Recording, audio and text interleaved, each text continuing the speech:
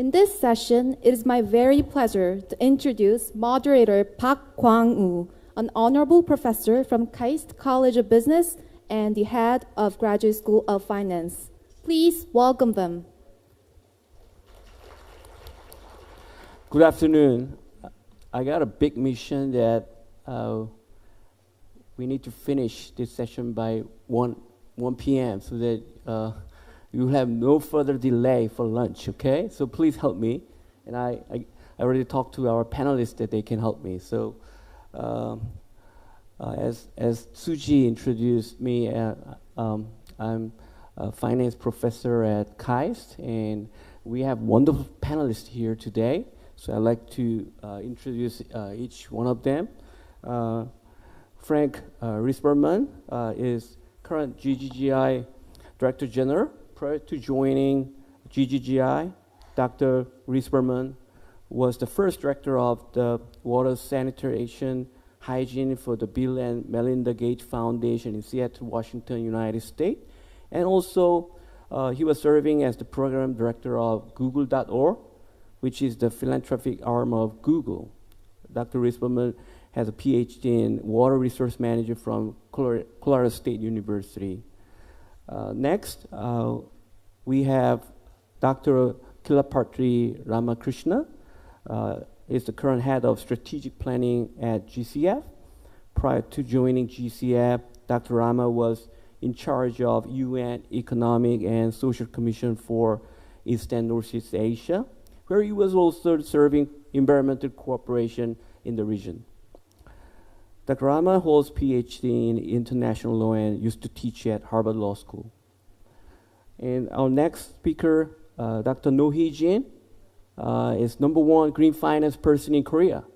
So he is currently independent director at SK Securities and was a senior research fellow at Korea Capital Market Institute, and also a member of Presidential Committee for Green Growth. Lastly, but not the least, we have Mr. Lee Jong-hoon. He's the current director of Green Climate Policy Division at the Ministry of Economy and Finance. Director Lee is responsible for the governmental relationship with international organizations in Korea, such as GCF and GGGI. So, if you are interested in climate finance policy of Korea, Director Lee is the right person to talk to. Okay, so we have wonderful panelists in this session today. So let's turn to Frank, Dr. Risberman, for our main presentation. You're going to use the presentation slide, right? Okay.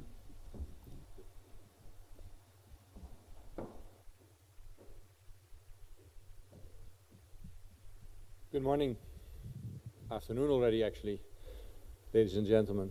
I've been asked to speak quickly to catch up. We're going to change pace quite a bit. So let me be clear. I think it is pretty clear that we are facing climate change. And when you speak to farmers in Africa or people living in the Pacific, they don't need more convincing science. They experience this in their daily lives already. I'm also convinced that we have quite a few technologies that can help solve the problem. And the key bottleneck is, where do we find the money to pay for those? Right? So that's what we're addressing in this session. Is there enough money? Can we afford to make the transition that we'd like to see? Now, a first slide takes us a little bit more broad than just climate alone. For many of the governments that we support, they see that there is the NDCs, the contributions for the Paris Agreement, but also the SDGs, the global goals.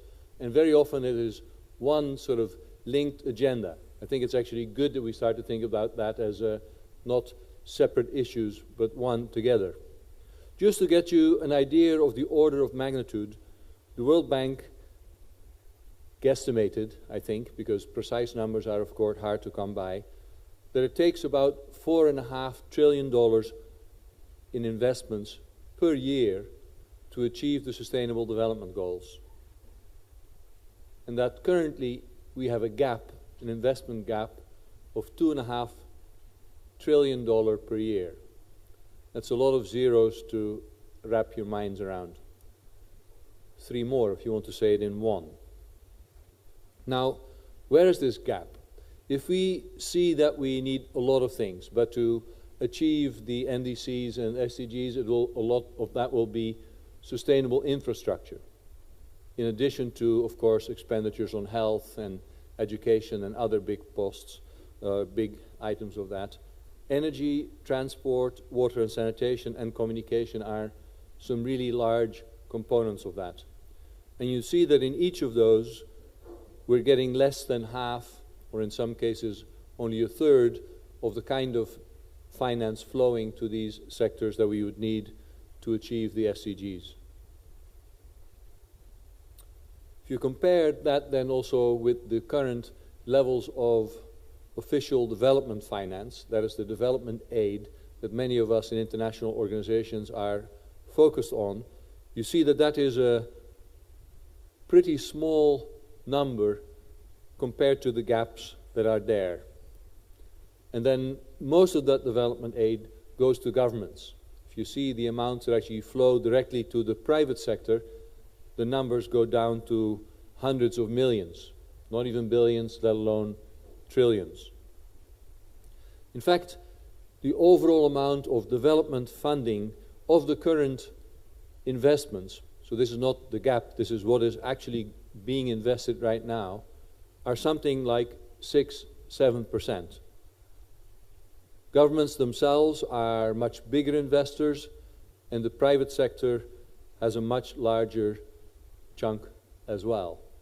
Particularly in communications, more than half is direct private sector investment, and the other about 40% is coming from the government.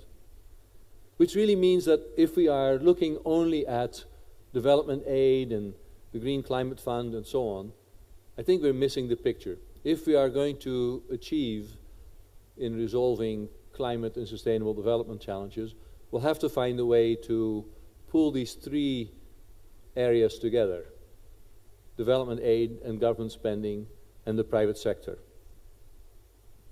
Now, is the private sector already investing in sustainable infrastructure, and is development aid currently mobilizing that private sector finance? A little bit.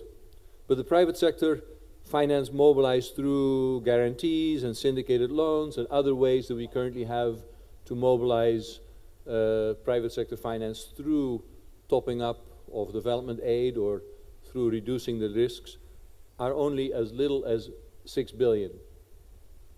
Mind you, 6 billion sounds like a lot of money, but you need to compare that to the amounts required to achieve the goals. So that's really too small. Now, of course, we're trying hard to have specific climate finance institutions. The first and the one that I think the whole world is focused on is the Green Climate Fund. They originally got the first $10 billion committed. Not all of that came in. There's also foreign exchange risk. So I think the amount of money the Green Climate Fund has to commit is about 7 billion.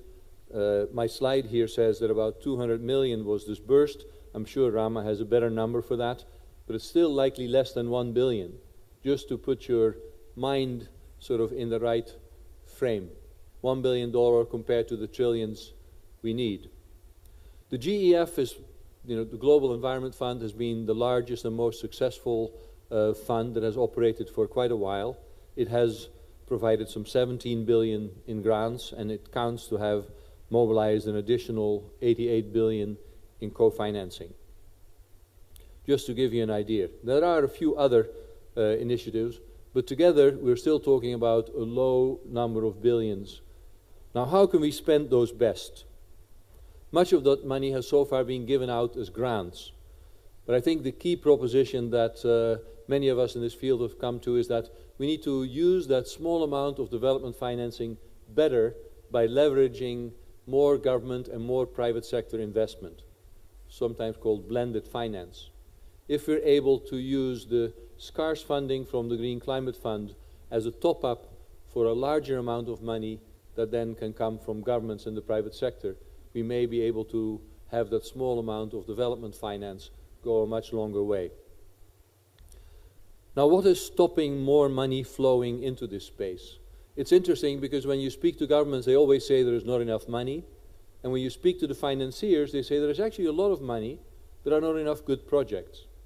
And I think our conclusion is that indeed the lack of good projects, and good projects in terms of finance would be bankable projects or investable projects or investment grade projects, is a key bottleneck.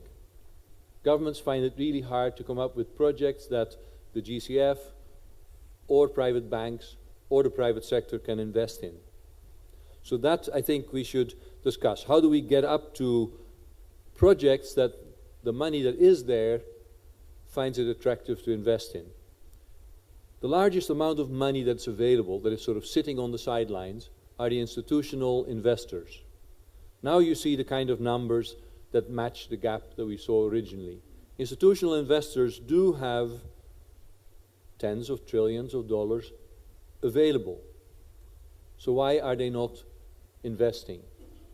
In the end, if we have to overcome this finance gap that we talked about in the beginning, if we're unable to mobilize the funders that you see here, the institutional investors, the banks, the private sector, the pension funds, then the chances that we're going to get there are really remote, in my view. So can these institutional investors come off the sidelines? So far they're investing really small amounts in sustainable infrastructure and even smaller amounts in the developing world. There is a growing area of what we can call socially responsible investing, particularly in Europe and the United States, but in Asia, the region we are in here, other than in Japan, this is still a very small and relatively underdeveloped sector. It would be good to hear maybe from some of our colleagues on the panel whether there are prospects to increase this. So how do we get more of these institutional investors to invest? And indeed, as I said, lack of investment grade projects is a key bottleneck we believe could help move more private sector investment if we are able to develop more of these investment grade projects. And that is what the Green Growth Institute is focused on. Now, just very briefly, if you haven't heard of GGI, since we're still very new, we were set up in 2012 by about 12 countries at the Rio+20 meeting, exactly to support governments to come up with ways to still have growth, green growth, that means economic growth for us that is environmentally sustainable and socially inclusive. We now have 30 member countries and another 30 countries on the road to joining, and we have staff embedded in governments in 30 countries to focus on, let me just say, the issues we discuss here. How to achieve the NDCs and SDGs through energy, water, sustainable landscapes, and green cities. So let me give you a few examples. Yes, we have also developed renewable energy projects that are based on grant funding. In Fiji, for instance, if you want to put utility scale renewable energy into an island that provides increased access as well as low emission energy, the project is attractive but too small for the private sector to finance. For $1 or $2 million, the private sector doesn't get out of bed. So here we'd have to find, in this case COICA, willing to do grant financing. Now in Vanuatu, which is another small island country in the Pacific, we helped set up a so-called National Green Energy Fund that can bring in larger amounts of international funding, including from the Green Climate Fund, and then retail that in smaller amounts into the private sector and into companies that can use that. That is one of the solutions that we think can blend finance. We can have such energy funds in which GCF can participate, but so can development banks and national sovereign wealth funds, and that can then provide debt finance to small and medium enterprises that are active in the off-grid energy sector, for instance. That can be bigger as well. Another similar example is the Access to Clean Energy Fund in India. That's a more than $100 million fund with a chunk from the Green Climate Fund, if the board approves it, but the largest amount of money from the Indian government And again, it provides debt finance to the private sector, drawing in, we think, at least 3 times as much funding from the private sector. Those are examples, but and I have another one from Mongolia that I will skip for in the interest of time. To get to what I think is the really good news, that if you have a situation quite similar to what I described for Fiji in the Nusa Tenggara Timur province of Indonesia, small, pretty much off-the-grid islands where they currently have mostly diesel electricity. In such conditions, solar plus batteries are already commercially attractive if the project is well designed and structured. In this case, that meant bringing 8 small islands together so that it becomes more than $15 million. Remember, I told you in Fiji, $1 or $2 million is not enough to get the private sector interested. But in this case, when it was 15 megawatts, likely $20 to $30 million investment in the end, Engie of France, a very large private developer, came to the table and signed a letter of commitment to the Indonesian government without any concessional or Green Climate Fund funding. That is an example that, in a way, we'll have to focus on more. How do we bring the private sector to the table? Similarly, in Thailand, coming up on not just clean energy supply, but energy efficiency, it is possible to draw in private sector companies if you structure projects like that appropriately. And in this case, it was an ESCO, a so-called energy service company, that made a commitment of $20 million to work with the Thai small and medium enterprises to increase their energy efficiency. I will stop giving you examples, but just to indicate from GGI, we have worked with a host of private sector parties to try and bring them to the climate finance table, hoping to draw in a much larger amount of money. I did want to say that we have to realize that the private sector is so much faster. Innovation and finance in the private sector can go within months rather than, the 1 or 2 years that it takes to develop a proposal for the Green Climate Fund. I was surprised, for instance, in 2017, and many of you will have read about the whole revolution in China, started in 2017 in China, their bike sharing revolution. Well, within 1 year, companies went from nothing to hundreds of millions of dollars invested, and went from China to spread out in cities all over the world. That kind of speed, I think, that kind of speed of both innovation and finance is hard to match, but if we want to work nicely together with development finance, government, and the private sector, we'll have to somehow find a way to be more nimble and speed up our actions, I believe.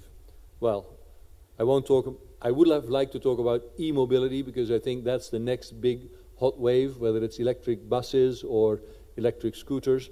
I don't have the time right now. I did want to remind you that there are many crossovers from renewable energy to agriculture, for instance, and using renewable energy for productive use. And I would have liked to talk a bit more about other ways the private sector can be engaged in renewable energy, particularly through biomass to energy projects. And to remind you that some of the largest opportunities to deal with climate change are what we call nature-based solutions. If we can help countries from Colombia to PNG, where I just was yesterday, to stop deforesting or to reforest landscapes in Ethiopia in the way that South Korea did here over the last few decades, we can make a huge contribution to climate change as well. So finally, indeed, we've helped, as I think our co-chair already said, mobilize about $1 billion just in the last 2 years, trying to demonstrate that indeed, if you come up with good projects, money is available. So that is the positive message. And indeed, of that billion, there was about 80 million that came from the Green Climate Fund, but a much larger multiple that came directly from the private sector. So finally, I think good to remember that the financing gap is trillions of dollars. That's the scale that we're talking about. Development funding is going to be only 6-7%. So we do somehow have to engage both public and private funding. Institutional investors do have the money to close the gap, but they need bankability, and we do have to find ways to engage with the speed of change of private sector innovation. And I believe that climate finance, such as GCF has, should be used strategically to attract private investment and be more nimble. Now, and I think that we've started to show with GGI the development of bankable projects is a key bottleneck that can be overcome. Thank you very much. Thank you very much. Thanks so much for your concise but to the point presentation. You know, it's been only 6 years that GGGI started, but we can see a lot of achievement they made. Not only the green infrastructure in public sector, but they have reached out to the private sector, and this is amazing that you've been doing in the considering that short period of time. But still, we are talking about this financing gap, and I think GCF is there. So last year, you two organizations made an MOU for a strategic alliance. So I think you've been working since then, and you have a lot of plans to work together.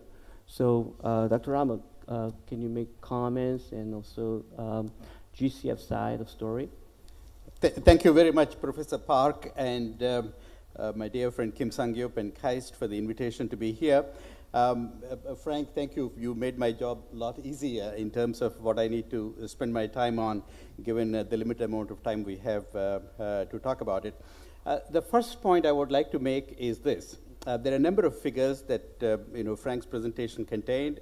They are very helpful. They tell us in terms of how much of work that is being undertaken by various sectors, whether you call it blended finance or institutional investors, putting their money into these issues. But I want to talk about, just take a slight break from that and then go back to a point. The Green Climate Fund is a fund established by the UN Framework Convention on Climate Change. We receive a mandate and policy guidance from the parties, and we report back to the parties in terms of what we did. So the context in which I'm making my comments is the context of the global negotiations under the United Nations auspices.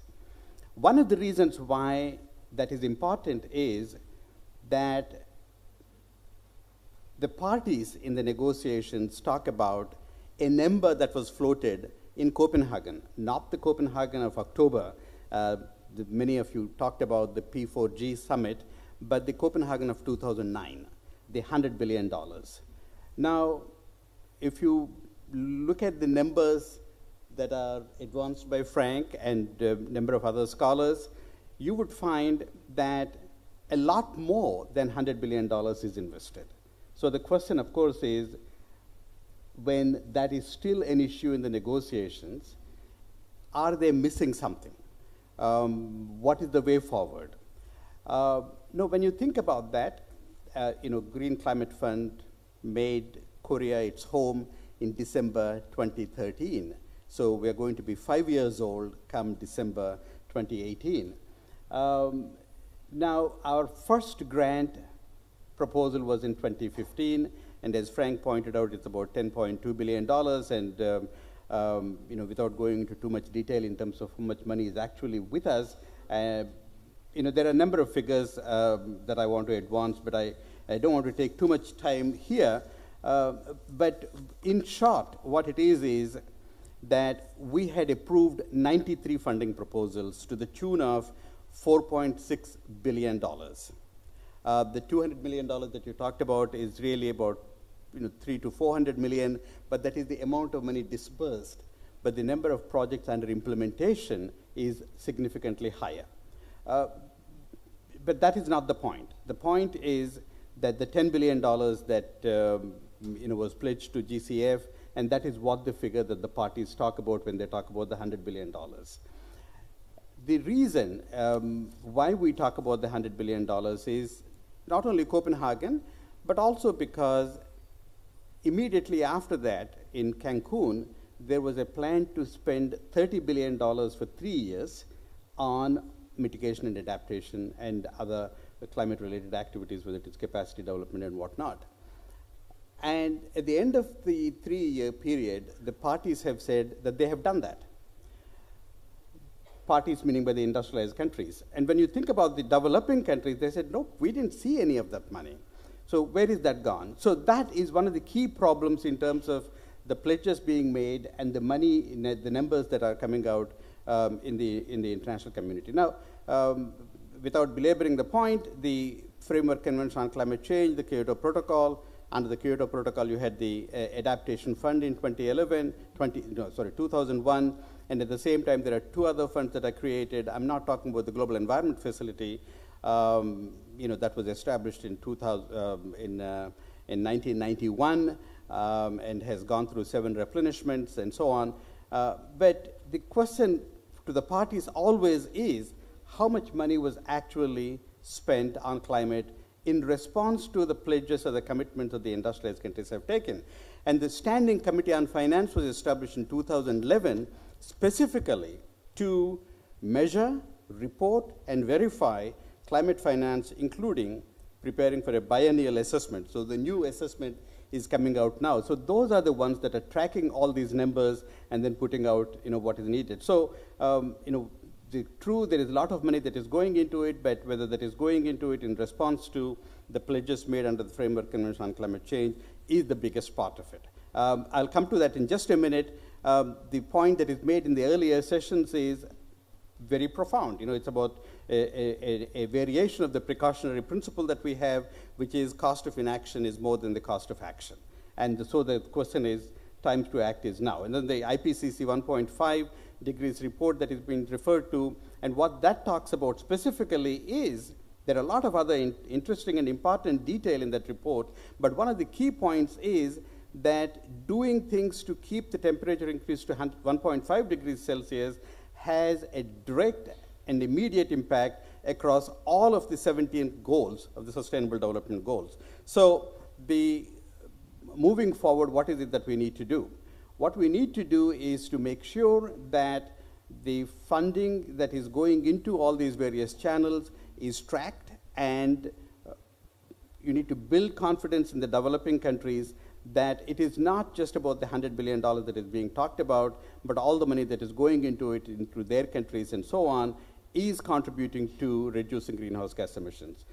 Just one figure I want to throw at you, which is, as the Secretary General talked about, is that $90 trillion investments in infrastructure until 2030. $90 trillion. So there is no reason for that investments to go without making sure that their impact on the global climate is kept to a minimum. The stock take, every 5 years after the Paris Agreement, they agreed to the stock take. So there is going to be a stock take in 2020, and that is going to tell us better in terms of the numbers that we are talking about. Just to conclude, I'm really pleased to be here in this country with Frank, where the GGGI and GCF are headquartered. And I think this is a great opportunity for Korea to play its leadership part, and I'm glad to see our officials from the Ministry of Economy and Finance here as well, because this is, the President of Korea has been talking about this not only in the recent P4G summit, but in the General Assembly session as well, about the importance that he accords to both GGGI and GCF. And there is a vacuum in terms of the United States and its leadership on these issues, and then that vacuum needs to be filled, and I think it's Korea that can fill that vacuum, and I think it is fora like this that is going to be profoundly important in making sure that this message is reaching far beyond this place. Thank you very much. 잠깐 순서를 바꾸려고. 맨 마지막에. 예.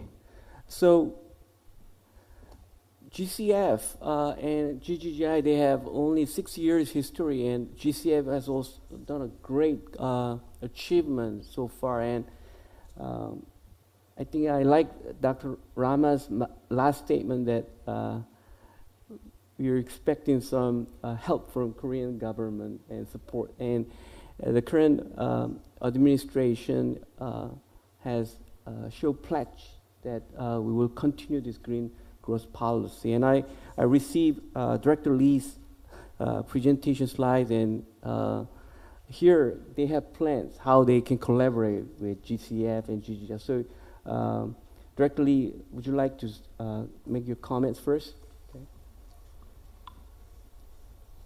예, 안녕하십니까. 기획재정부에서 나온 이종훈 과장이라고 합니다. GGGI의 프랭크 사무총장께서 말씀하신 지속가능 발전 분야에서 약 2.5조 원 정도의 어떤 펀딩 갭이 있다고 말씀하셨는데 그 부분에 전적으로 동의를 하고 이제 제가 이제 담당하고 있는 기후 변화 분야에 있어서의 어떤 기후 재원의 수요와 공급의 측면에서 봤을 때도 그 구조적으로 기후 변화에 대한 그 대응에 필요한 수요는 많지만 그런 재원이 항상 부족한 상황이기 때문에 그 구조적으로 그 개발도상국가들에서는 이 기후 변화 대응을 위해서 많은 자금을 요구하고 있고 선진국에서는 또 일정 부분 약속을 하고 있지만은 그 개도국의 기후 변화 대응을 위한 그 자금으로는 충분치 않은 상황이 있습니다. 그래서 아까 GCF의 국장님이신 라마크리시나 닥터께서 말씀하신 바와 같이 이 부분은 이제 개도국하고 선진국들이 항상 치열하게 이제 논쟁을 하고 네고시에이션을 하는 분야입니다. 그 프랭크 사무총장이 말씀하신 거에 좀 약간 코멘트를 제가 하자 그러면은 이 기후 변화 대응에 필요한 이 투자를 현재 어떤 비용 코스트로 볼 수도 있겠습니다만 지금 이게 현재 어떤 그런 투자가 미래의 어떤 부담을 최소화시킬 수 있는 부분이 있기 때문에 현재 어떤 그런 지출이 투자로서 인식될 수 있는 부분이 있다고 생각이 듭니다. 그 다음에 제가 또 말씀드리고 싶은 거는 기후 재원을 이렇게 조성하는 것도 매우 중요하지만은 그 조성된 기후 재원을 적절하게 효율적으로 사용하는 것도 중요합니다. 첫 번째로 이제 기후 조성에 있어서 지금 공적 자금만으로는 턱없이 좀 부족한 상황입니다.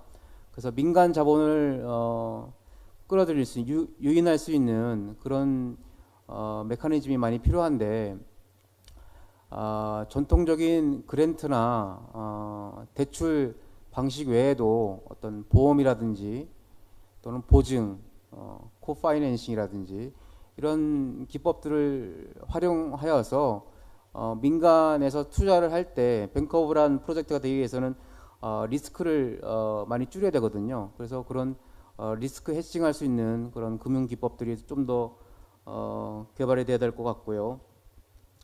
그 다음에 이 조성된 재원이 보다 효율적으로 사용되기 위해서는 그 개도국 니즈에 맞는 수요에 맞는 사업이 개발이 되고 그 개도국들이 보다 효율적으로 이런 사업을 직접 사업을 수행할 수 있게 할 수 있는 역량 배양이 무엇보다 중요합니다. 이 부분에 있어서는 GGGI와 GCF가 많은 노력을 기울이고 있고 많은 투자를 하고 있어서 다행스럽게 생각하는데요.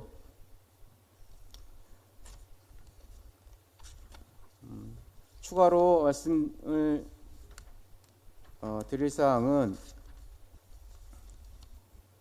그 GCF가 현재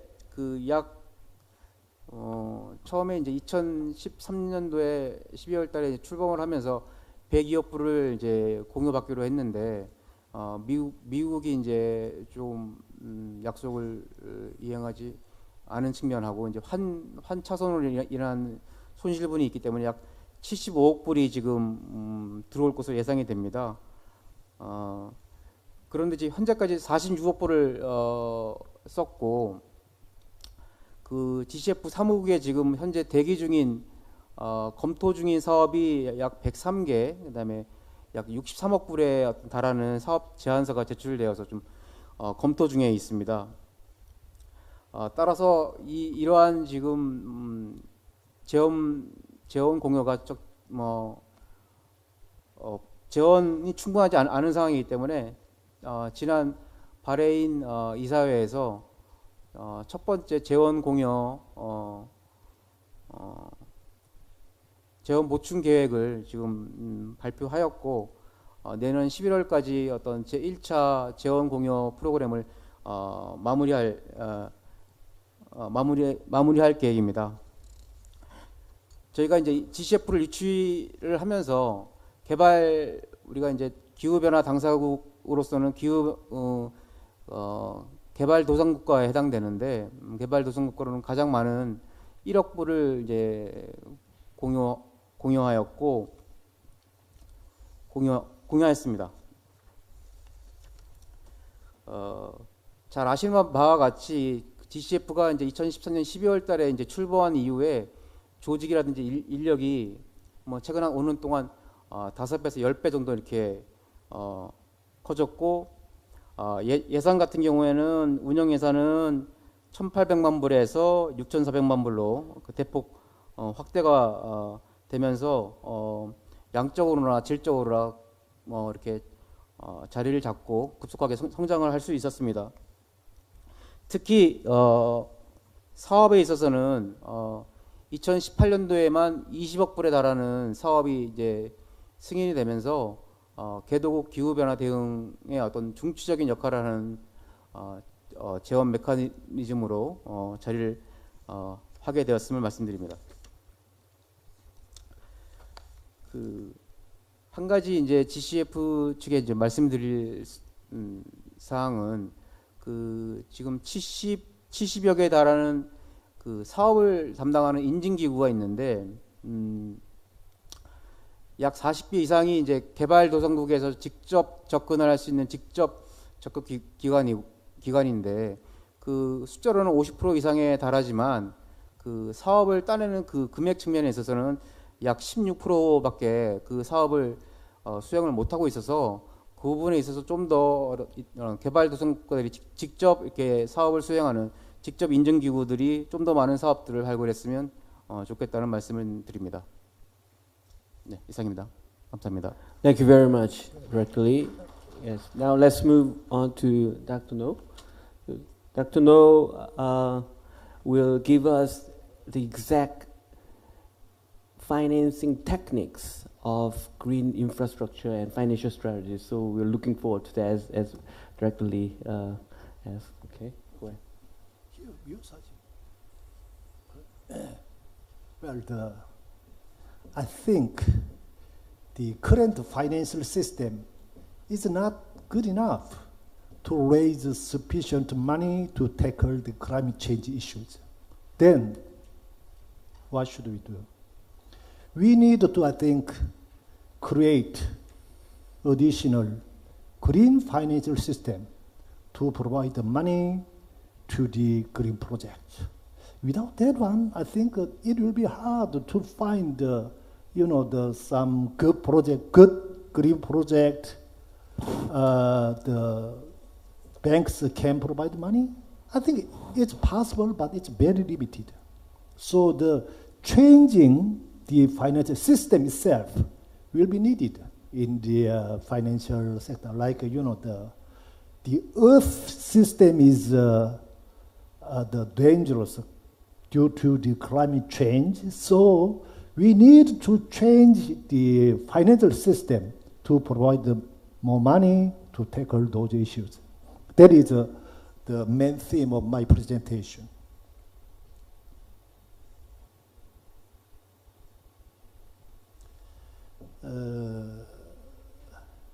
Here the concept of green finance is in a sense important. That is the green finance is the finance to support green growth.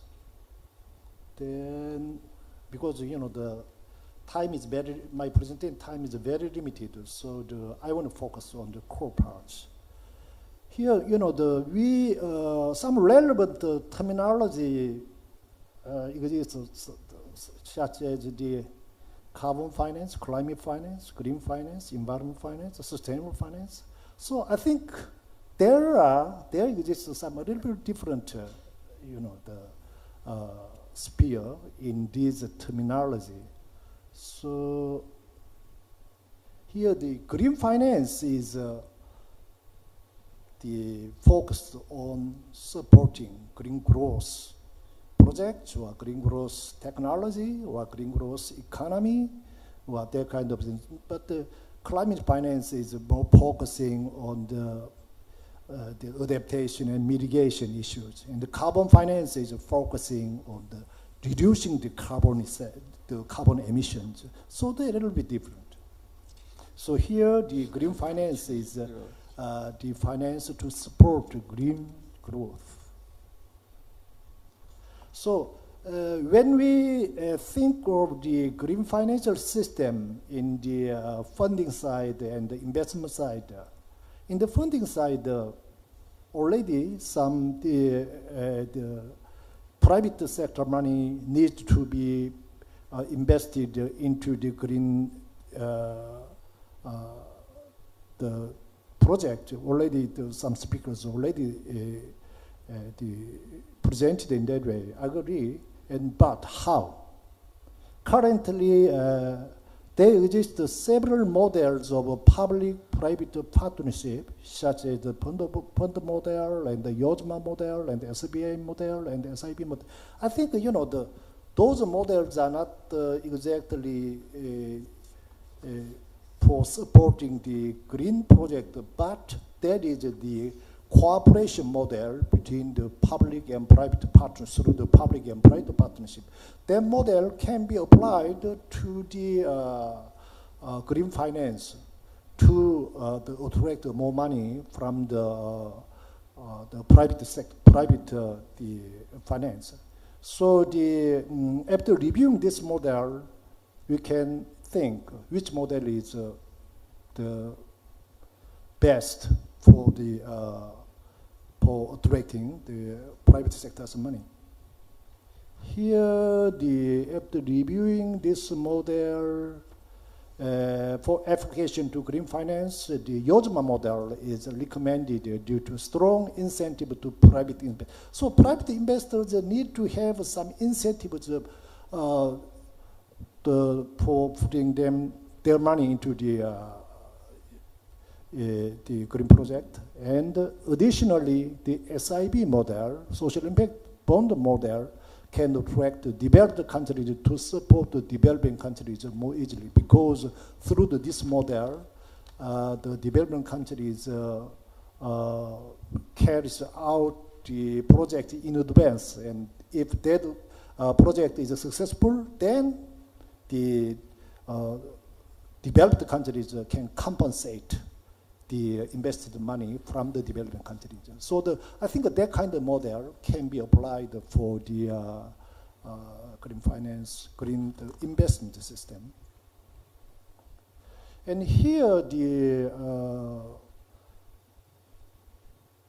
investment side, in the traditional way, when we evaluate some, the project or the asset value, we need to use a capital asset pricing model. And the green project case, I think we need to add green value into this model. Then we can find some the optimal green portfolio, then which can be used to which can be used by some green investors. Now, I think we know that already. Globally, there are emerging some, the green, green financial system, like for example, carbon market and the green financial products and green financial institutions and the GCF, and those kind of the factors of the green finance are already emerging globally. Now, then, how we can design the financial strategies to create the green financial system. The first strategy is improve rules and regulations of green finance. Cap and trade system must be designed to run allocations and transactions of carbon emission rights efficiently and transparently, and to help green growth of the participating projects. That is important, green growth. Developing countries cannot carry out some green project if their project does not contribute to the economic development or economic growth of the development countries. Developed countries will be okay if their project supports some the environmental enhancement, even though their project is not contributing to the economic development. But development countries need to, the economic development.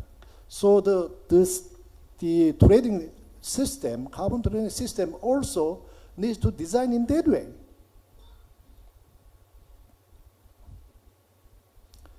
Then the establish green investment corporation is another strategy.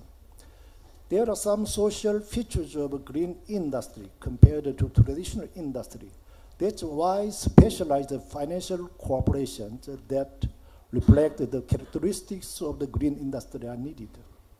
Additionally, green-only financial institutions can cooperate with the GCF more actively. So I think the traditional the financial companies are hard to put their money into the green projects because the traditional financial companies can have better projects in the not in the green project.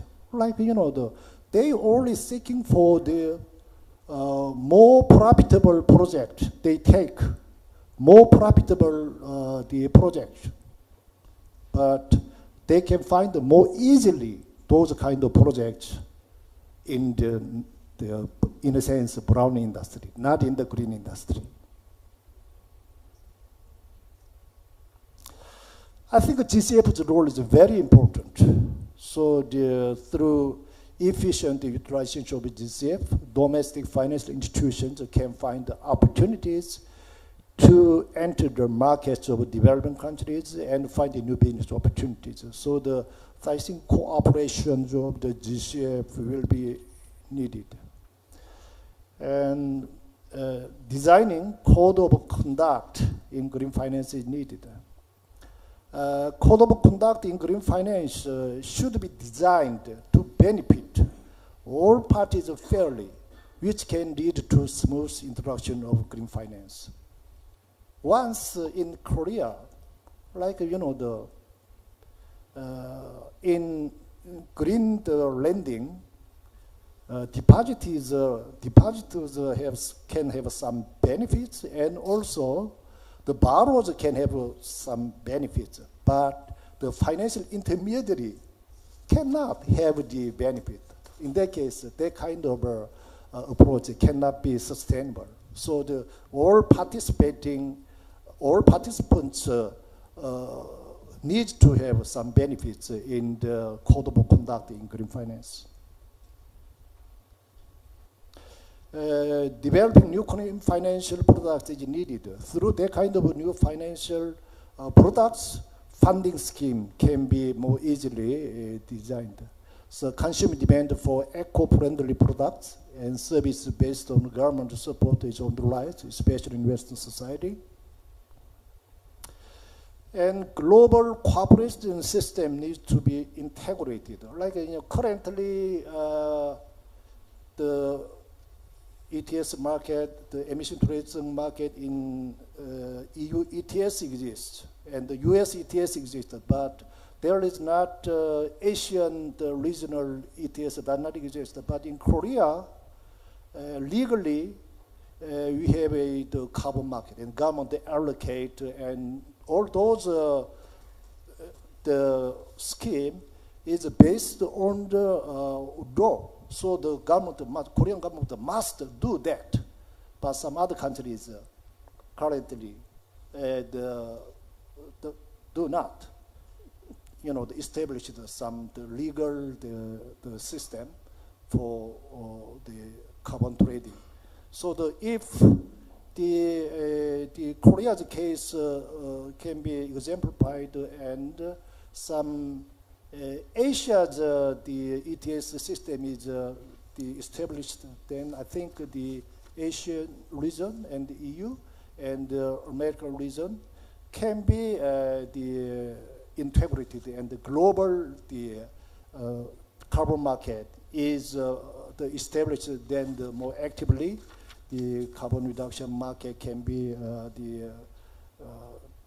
operated.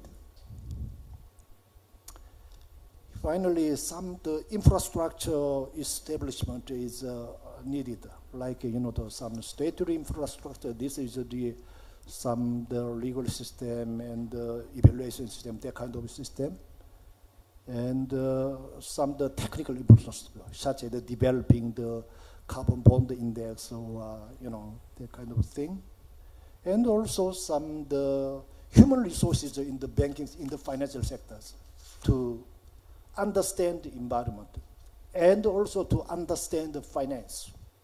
So the developing and the educating that kind of human resources will be needed. Thank you. Thank you very much, Dr. Knowles. So Dr. Knowles gave us precise financing techniques of funding green infrastructure. Not only that, he also mentioned about constructing optimal green portfolios. And then later he suggested several alternatives for the financial strategies. I think we are past 1 p.m., 5 minutes after 1. However, I think a lot of you like to have some questions to us. And here we have more than 100 students. So I'd like to give a privilege to assign students, just one student to ask question. Is Kibom Choi there? Kibom? Oh, you would like to ask? Okay. Yeah.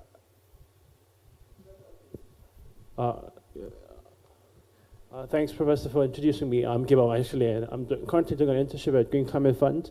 And thanks for all the comments and presentation as well. But my question is toward every single discussants, because the existence of Green Climate Fund is just try to de-risk the risk so that private investment would be injected. So far, that means like private investment could be more and further work in terms of private investment toward the Green Climate Fund. So that's why I think there could be several other thoughts on these areas, but I think in order to reduce GHG emissions and have a number of beneficiaries, adaptation to climate change, I think the role of Green Climate Fund is very vital and especially important.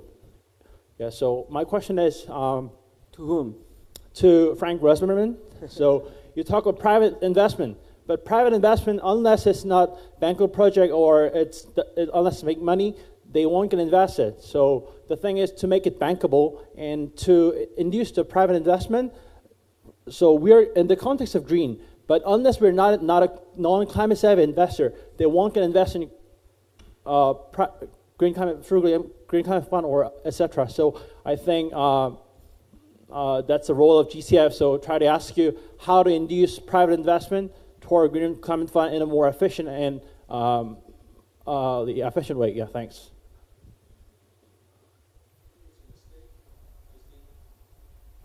I think it's a mistake to think that we need the Green Climate Fund for every private investment to become attractive.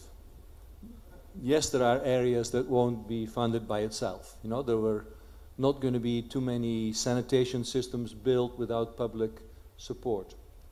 But renewable energy has become the cheapest form of energy. Let that sink in for a moment, right? So many private investors will invest in renewable energy not because they get money from the Green Climate Fund, because they can make money for the same reason that they make investments in any other project. Now, in India, that is a burgeoning market. you don't really need the Green Climate Fund to invest in renewable energy. Many other small developing countries haven't had any renewable energy project yet. So then indeed we can use the Green Climate Fund to do the first projects, to open the market, to reduce risks.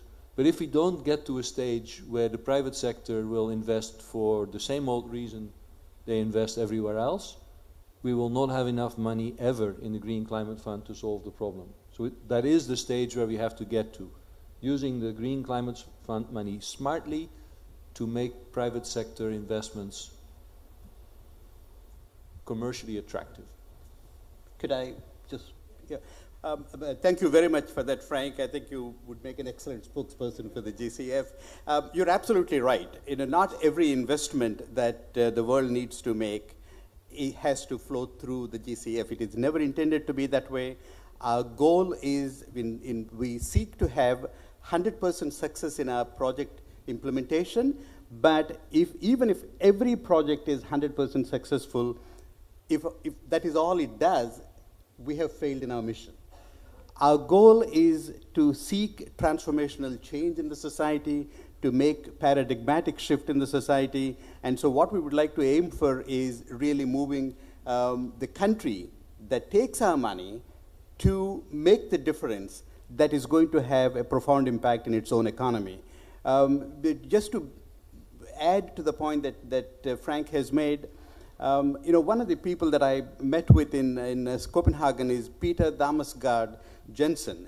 He works with a lot of institutional investors, and he raised a $200 billion for green bond. Didn't have anything to do with us. He succeeded fully. Now he's doubling that amount for an SDG fund.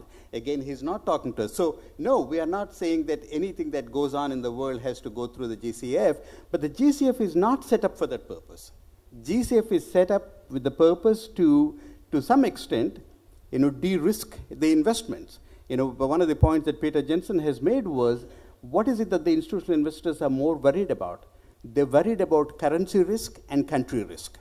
What is it that we can do from the GCF side to reduce those risks? And again, to add to the point, we do talk about creating fund of funds, and one of which is, we put a $250 million into a fund where private investors can come and add money to that. And if they suffer losses, they take money from this. If they don't, then they make money, and then our investment is secure. So those are the kinds of things that we try to do, and then and we continue to hope to do that with our next replenishment. Thank you. Thank you very much. I think many of us are starting to starve, so we better stop at this moment. We have a wonderful panelist here. We have very rich discussion here. I regret that we couldn't have enough discussion in the floor, but we will have 1 hour lunch time, so you can come come front to our speakers here so that we can have a more informal talk. So thank you very much. This is the end of this session. Thank you very much. This ends the plenary 2 of Seoul.